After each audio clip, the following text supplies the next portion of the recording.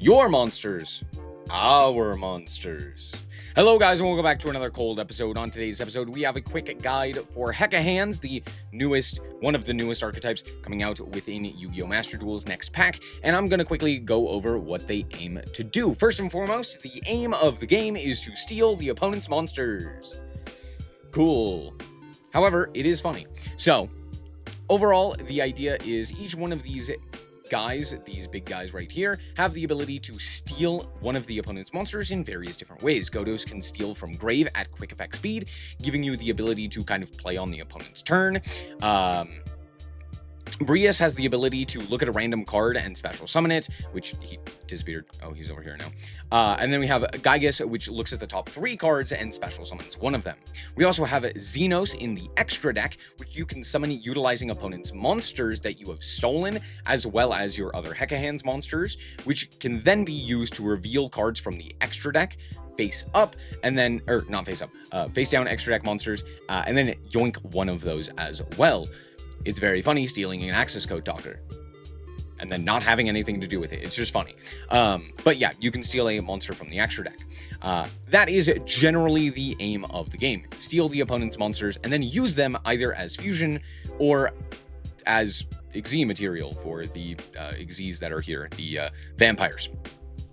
That is the gist of the duel, or the game. On top of that, all of these 3 have the ability to special summon themselves when the opponent adds a card outside of the draw phase, or draws a card, or anything of that nature. So anything that would be like drolled, you can then add one of these guys, or special summon them. Pretty useful. On top of that, we have a few additional guys here. Itbel can search out, or not search out, can special summon monsters, and then Yadel can search out spell traps, and then both of them can reborn or reset a equivalent monster or spell trap from the grave if sent to the graveyard. We have Duel, this one, which likely is to show up in the game Master Duel, but is also not 100% guaranteed due to the fact that this is in the second wave of support alongside the new Synchro, Fusion. It is likely to show up.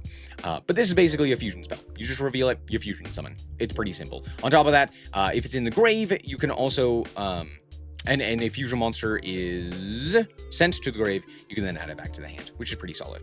We have a few spell traps here as well. Hidden Hecahands is a search, but if you send a card, you get to set a spell trap as well. Pretty useful. We have Tartaros, which is a fusion spell, so you can fusion summon utilizing the opponent's monsters. This is how you would do this. Pretty useful. You can also fusion summon using the opponent's monsters by not fusion summon. You can special summon this guy from the extra deck by tributing the 2 monsters, including one that the opponent controls. So the idea is you use one of your illusions, they're all illusions, and one of the opponent's monsters in order to summon this guy.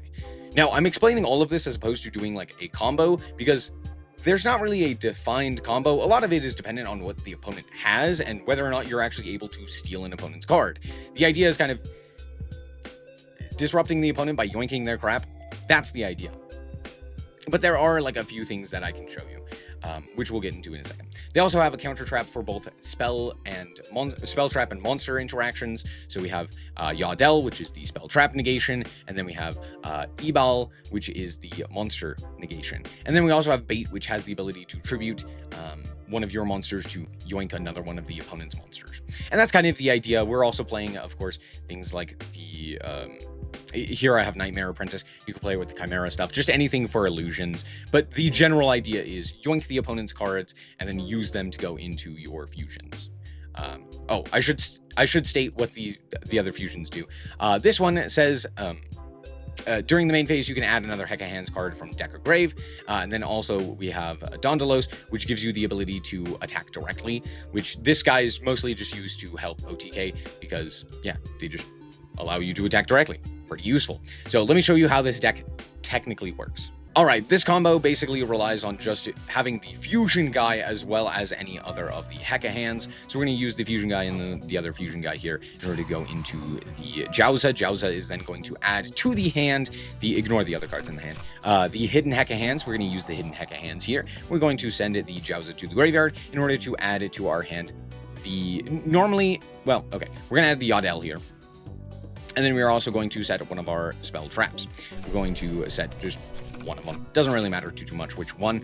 We are not going to trigger the effect here. We could trigger this guy's effect in order to add him back to hand. We're not going to do that. We actually want them in grave here. Now, from this position, you can also activate the effect of the hidden Hecahands in order to banish and then force the opponent to draw and discard, allowing you to then special summon out your additional guys from hand, triggering their effects, right? So any of the big guys, Godos, Gaius, and the other one whose name I can't remember, all of those would then be able to special summon themselves. However, here with the Yadel, we